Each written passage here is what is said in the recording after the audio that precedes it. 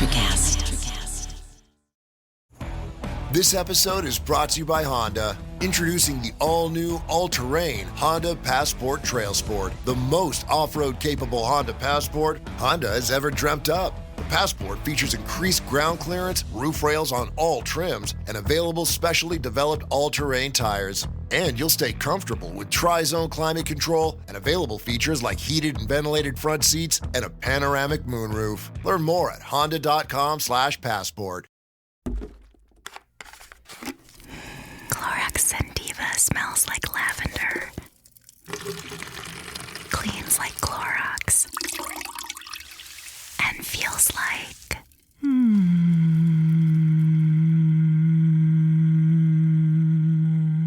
All right, that could go on for a while. Experience the long-lasting freshness of Clorox Sentiva. Now available in Clorox Sentiva Lavender Scented Bleach. Use as directed. Welcome to Her Extraordinary Life by Design, where we celebrate women who are shaping their lives one extraordinary day at a time. I'm your host, Leslie Gaudet, self-care coach for women who are ready to make self-care a priority to support them in life and business. Every week, I'll be speaking with inspiring women from various walks of life who will share their personal journeys and will discover how they have fearlessly carved their own paths as business owners, passionately pursuing their dreams and creating a meaningful impact on their communities. So let's get started. Hello, and welcome to Her Extraordinary Life by Design podcast. I'm your host, Leslie Gaudet, and today we're talking with Christy Floriani. Christy is a Christian, a mom, a business owner, and a warrior for literacy. She has her master's degree in social work and has been in family services, among a few other personal and professional ventures, for over 30 years. She's painfully aware of the literacy crisis in the U.S., with 35 million adults lacking basic reading and writing skills, and a shockingly strong positive correlation between low literacy skills and juvenile detention and adult incarceration. Christy and her husband, Brian, met through their shared mission and are a team dedicated to improving literacy in the United States. She and Brian also own and steward a for-profit company, Freadom Promotions, that gives 100% profits to literacy initiatives. And at the time of this podcast, Freadom Promotions has given over $90,000 to their 4 beneficiaries, and they're just getting started. I love that. We've talked before. I am so excited to have you on today. Welcome, Christy, to the show. Thank you. I'm excited to be here, Leslie. Well, I am so excited to have you. We are new connections. And when we first started talking, it was at a networking event and we were in a breakout session. And I absolutely loved what you shared. I'm incredibly inspired by the work that you're doing. And I knew instantaneously when we spoke that I wanted to have you on my show, specifically for this series around empowering women in leadership. And I'm excited to be able to share you with the community. So with that being said, I want to talk about what you do. You have dedicated over 30 years to family services and have become a prominent advocate for literacy. What initially sparked your passion for literacy advocacy, and how has your journey evolved over the years? I think with anything that you're passionate about, the first spark comes from either joy or pain. And for me, it was joy. I loved reading as a child. Reading helped me explore places and people and really grow my world from my small town in Michigan. So that was something I was really in love with. And the pain part came a little bit later when I was entering social work as an undergrad and then later with my graduate degree, working with families over and over again who knew that in order to, get up and out of these low resource communities or the income situations that they were in, usually it's who you know or what you know. And for many of the families that I worked with, it was all about the latter, what you know. And so education is at the crux of that. And most specifically, you have to be able to read in order to gain ground education-wise. And then the inspiration, the passion, and the conviction just got strengthened over the years as I saw and learned more about early brain development and how reading, words, talking, speaking, listening, all of that can really have a great impact in the very, very first years of life, an impact that will set a foundation for learning, for curiosity, for wonder, even for confidence in those early years. So literacy, I feel like, is one of those variables when it comes to uh, what do we say? Sometimes we say at risk, sometimes we say low income, low resource. But reading and literacy is one of those variables that can actually be addressed and isolated that will hopefully impact many other realms of a person's life. Yeah, I love what you said. One of the things, when you said it's either who you know or what you know, I still think that is the model people follow today. It's especially, and that's one of the things I've even caught myself saying this, but, going through life, even through my career in law, being a legal assistant, moving into being a paralegal, I've been doing this over 4 decades. And I remember telling myself, be really good at collecting those connections. Never burn a bridge. Even if you leave a position, always try to keep a good connection with the people that you worked with before, because you never know when you might need those connections. So it was always, for me, what I found a lot of my successes because I've moved a lot with my husband. I've been able to really get new jobs in different cities pretty easily just because of my connections. But that's not always the case for people. And so if you're going back to the other part, like what you know, and you don't have access to education good education or access to reading books that can help you, I can absolutely see that can be such a challenge for people. And that's why I really loved when we were talking about how what you're doing is you're really addressing that, but you're not just addressing it. And we're going to talk about that in a little bit. I really absolutely love, like, it's one of the reasons why I'm so excited to share you here, because what you're doing is incredible and more people need to know about it. So we're going to get to that, but I want to get to my next question. So what are some of the key challenges that you have personally faced yourself while leading literacy initiatives and running Freedom Promotions? And what personal and professional breakthroughs have been most meaningful to you? The key challenges is it's a tricky one to answer because really I'm in this opportunity. I'm in business development for a for-profit company. Just, to clarify, I know we'll get back to it, but I went from being a social worker on, families' living room floors, doing direct practice, to now networking events and other professional scenarios where I'm standing in front of people. And I think one of the challenges just comes right back to getting in my own way and, you know, second guessing or questioning the validity of my ability to lead. And what I have to always remember is that I don't have to have all the answers and I don't have to have all the solutions, but I'm probably the person in the room who knows as much or more than anyone else about this particular topic. And I'm there to share that without any ego, without any need to demonstrate anything outstanding. It's just, here, let me share what I know so we can get after it and make a difference. Some of the key breakthroughs have been I work with my husband. I consider him to be a business coach for me. So a breakthrough has been that our personal story is a bit more expanded. Maybe we'll get to it, but he and I are newer to each other in marriage and in life. And he was, prior to this, one of my heroes in the literacy arena, in the nonprofit arena. And I get to work with my hero every day. And I get to ask him questions and I get to watch him work, and I can learn so much through that. It's a great opportunity to chew on experiences, to treat them like exercises and just keep working at it and chipping away at my own professional stance or brand.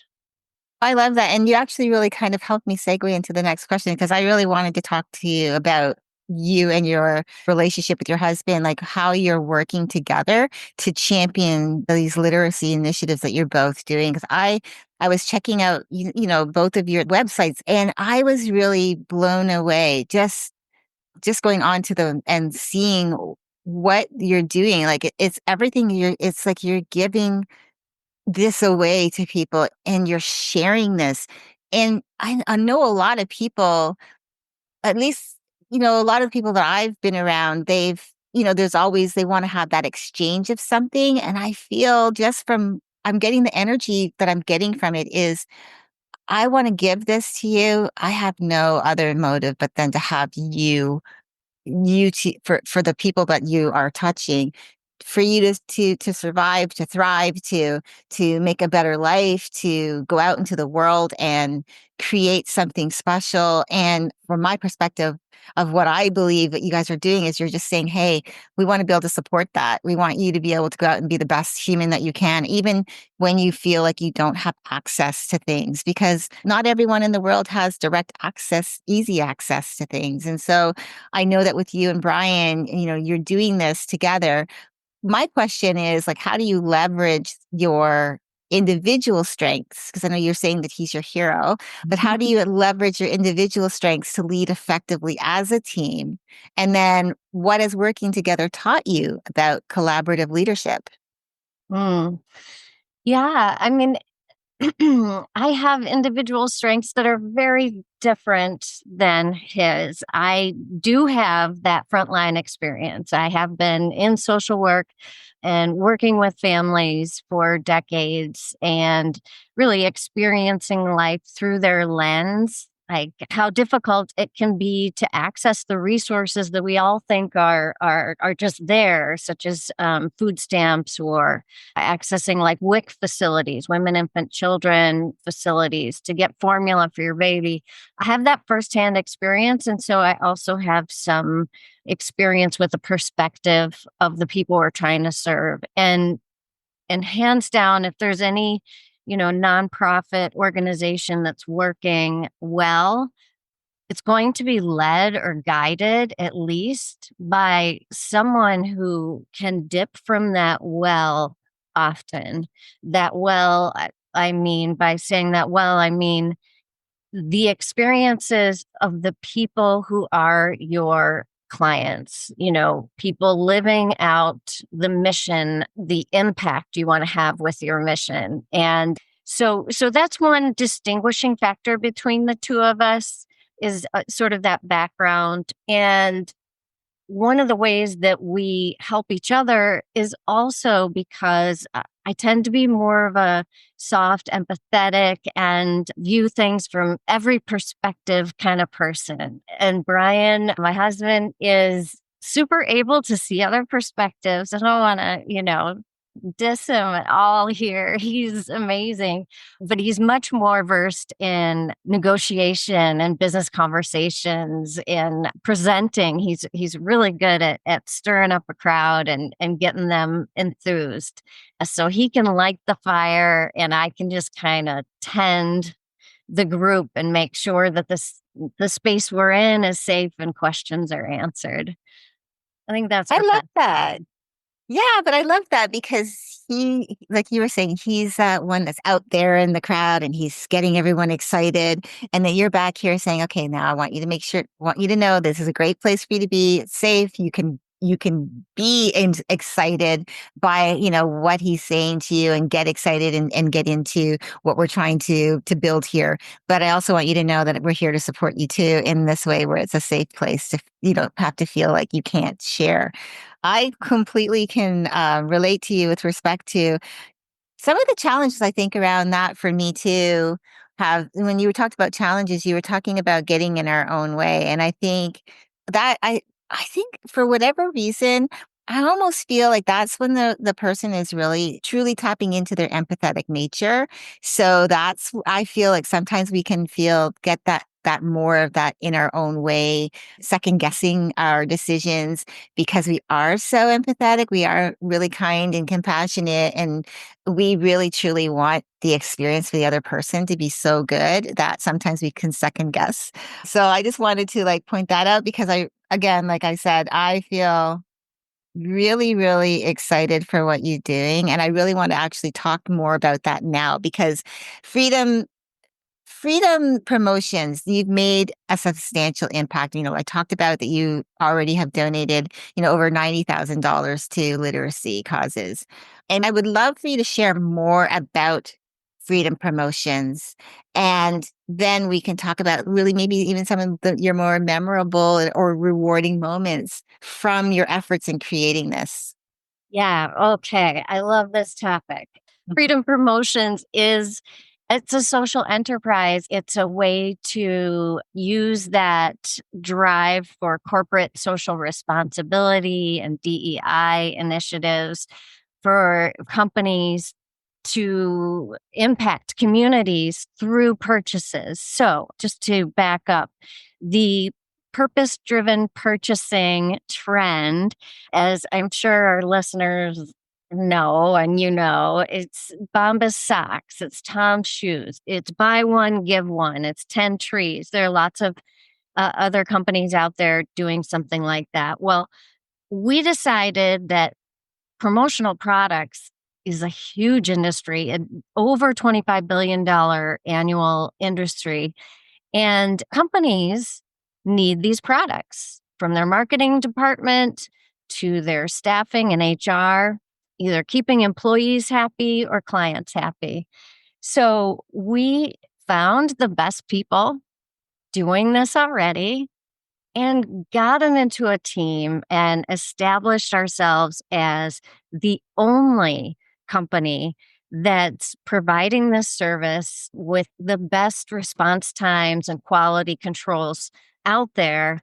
And our clients know that they're spending exactly the same amount of dollars from their marketing budget and making an impact that's more philanthropic in nature. We have 4 beneficiaries. So, as you mentioned, Bernie's Book Bank national expansion is one. Little free libraries, those little houses on a post. Little Free Libraries has an impact program where they plant those libraries in book deserts. Read Alliance and Reading Partners are 2 of our other beneficiaries, and they're more on the tutoring side of things. I know I can tell you with confidence that I would not have been able to give away $90,000 to these great missions on my social worker's salary. So this is a great way for us to leverage what the business world is doing, what they need, and what they want, make their stakeholders happy, and improve our communities. So, yeah. I love that so much. What I really love about it is, we're always thinking of ways that we can give back. And you mentioned some of the other companies out there that people will go and buy it. Like one of the things that I love to do is when I gift someone something, it might be like the one tree planted, so I'll plant trees for them. And that's giving back to the environment. And it's giving them something to like hold on to, like a certificate that shows that they planted, there's trees planted in their name and they're giving back as well. So it makes them feel like they're giving back, but also the gift giver to feel like they're giving back. So I love that. But for you to bring that into companies to say, okay, this is a way for you to really make that impact that you've been wanting to do. Like even just not set aside the individual impact, but as a whole, because the company as a whole, made up of all of these individuals who all have these hopes and dreams to give back, you're giving them the opportunity to do this by empowering our community to be better, like helping people to learn better, to be able to feel like they deserve to learn. I can imagine, I think I shared this with you when we had our private conversation that one of my my only remaining brother now, he didn't finish high school. And a lot of that was because of him, having, I guess the terminology now is dyslexia, but he was just pushed around along by I guess he didn't really fully understand it back then. And so for him, it was frustrating and he just gave up. So I can only imagine what that would be like for someone not having access to, again, it's what you know. And if you don't have access to who you know, to get access so that you have what you need to know, can be really challenging. So that you're doing this is really cool. Thank you. And yeah, I love it.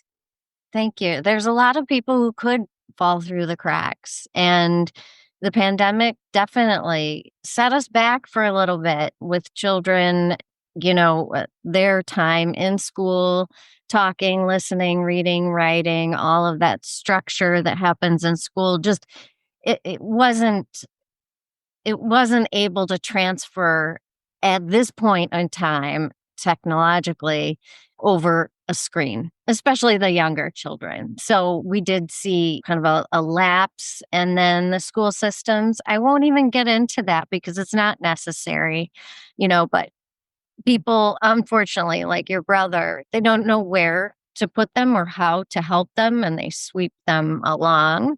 He may feel, or someone who's not reading at the proficiency they need for their grade level might just feel like saying, okay, this is not where I fit in. I'll fit in someplace else, and we hope that people can at least get those tangible skills to help them read what they need to know for whatever else it might be that you want to do in life. And whatever else you might want to attain, renting an apartment or filling out a job application. The health industry alone, reading nutrition labels and prescription bottle instructions. I could go on and on, Leslie, but there's so much impacted when you really think about those lessons learned, unfortunately, for your brother and for others who have struggled with reading. Yeah. Yeah. Well, I do appreciate what you're doing, and I think it's really great. So thank you for the work that you and Brian are doing, because we need this. And we have, especially adults right now might be feeling the pressures of it, but also our young people need this because they're our future leaders. They're our future. And so what you guys are doing is pouring into our future. And I think that's the important lesson here. We need to be able to, as a community, come together and pour into our youth so that they can grow up and go out and lead their lives and be able to create sustainability in their lives, but also it'll also affect us because of, once we get into that retirement age, they're going to be taking, in a way, care of us in a way where they're making decisions, right? So we need them to be educated well enough to make those decisions. So yeah, I appreciate that. So I want to ask you about empowerment and leadership development. How do you incorporate this, particularly for women, because this podcast is for women, and this series is around empowering women in leadership. So how do you incorporate empowerment and leadership development, particularly for women, into your advocacy and business practices? And what advice would you give to women who are looking to make a difference in their communities? First of all, I think it's very important for us as women to see each other and to lean on each other, to let the other person be the expert and facilitate connections that are helpful, whether it's career-wise or socially.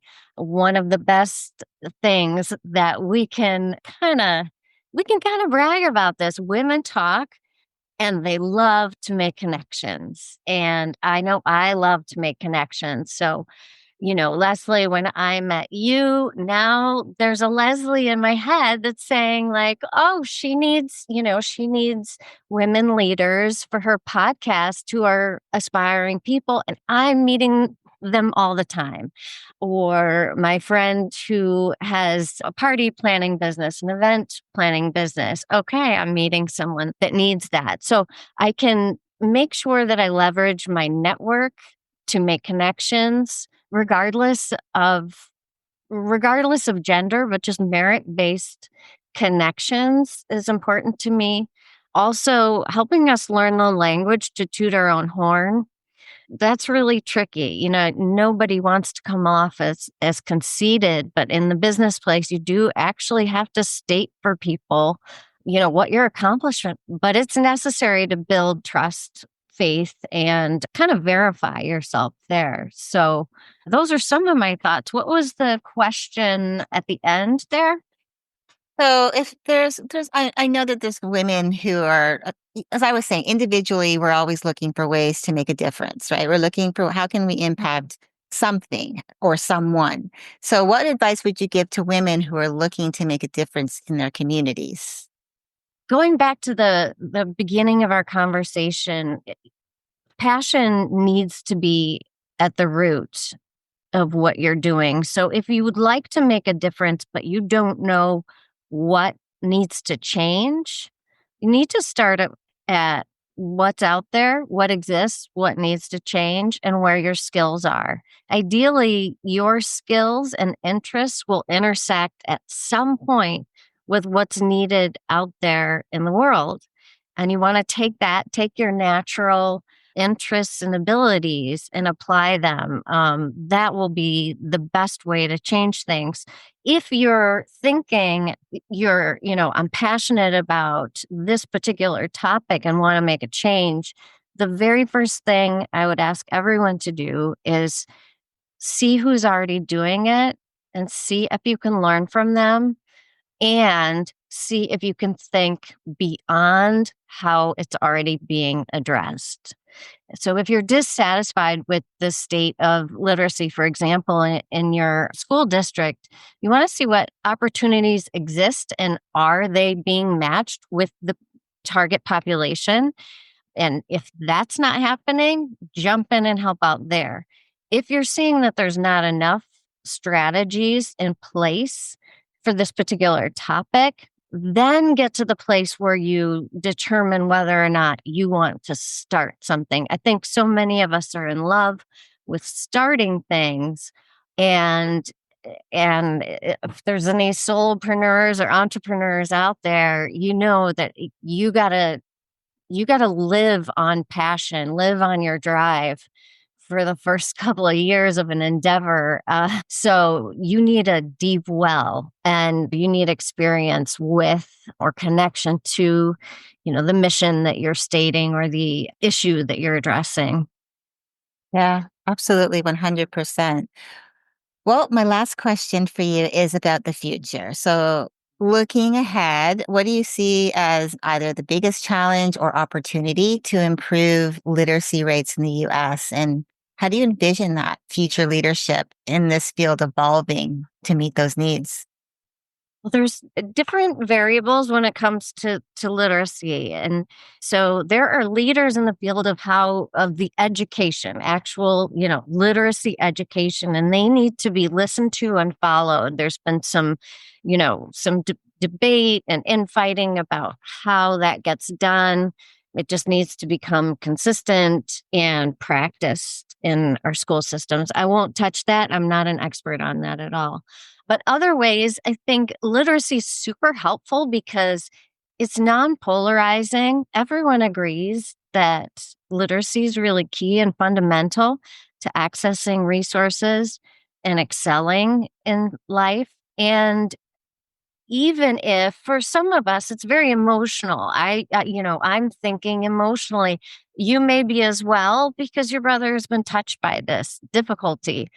But if you don't care or you're not as moved emotionally, economically, literacy, a change in the literacy, state in the US, the rates, if they just change a little bit, we're talking billions of dollars back into the economy. We have better trained workers and workforce. We have people who are investing better, who are taking better care of their health, and so needing less from their health insurance in terms of reactive treatments and being proactive. There's so many ways you can go about that, but yeah, I really think that kind of sums it up right there. Yeah, I love that. Thank you, Christy, so much for spending time with me today and sharing your experience, your insight, the incredible work that you're doing to advocate for literacy and empower others through leadership. It's inspiring for me to hear how you're making such a meaningful impact in the lives of so many people. Like I said, I fell in love with talking about this with you when we first met. I truly feel this is an important topic, especially we want to be able to educate not only ourselves as adults, but to be able to fuel and be able to empower the younger generation coming up behind us so that they can also do the same thing, like it's a ripple effect. So I want to say thank you for that. Your contact information is in the show notes, so our listeners can connect with you directly to learn more about your initiatives, how they can support you or to get involved, maybe even to have you come onto their podcast or speak, because we've got a lot of people who are listening to the podcast who also are podcasters. So thanks again for sharing your journey with me today. I'm really grateful for your time and your wisdom. Oh, thank you. It's been a great opportunity to talk about what I love and what we're doing. So thank you. Thank you so much. And to our listeners, I hope today's conversation has inspired you to think about how you can make a difference, whether in your community, through your work, or simply by supporting a cause that matters to you. Remember, every small action contributes to a greater change, and your voice and efforts matter. Until next time, keep dreaming, keep believing, and keep designing your extraordinary life one day at a time. Thank you for joining me on Her Extraordinary Life by Design. I hope you've been inspired and empowered by the incredible stories shared on this show. If you enjoyed this episode and the conversations we've had, I would greatly appreciate if you could take a moment to leave a review. Your feedback and support mean the world to me, and it will help others discover the podcast and join our empowering community. Remember to hit the subscribe button so you never miss an episode. Together, we can continue to learn from these amazing women, uncover their extraordinary journeys, and be motivated to create our own lives by design. Thank you again for tuning in. Until next time, stay empowered and keep shaping your extraordinary life one day at a time.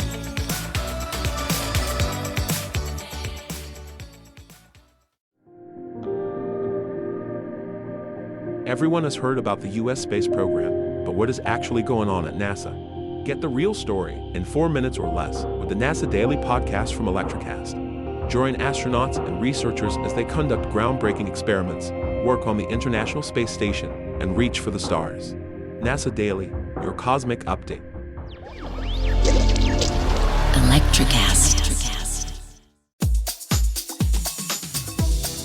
For those of you who dream of a world where music and podcasts live together in perfect harmony, now, for the first time, Electricast gives you a magical compilation, Pod Till You Drop, Volume 1, where we give you the best in tunes and the best in podcasts. Feast your ears and hear the culture. Available now wherever you listen to music.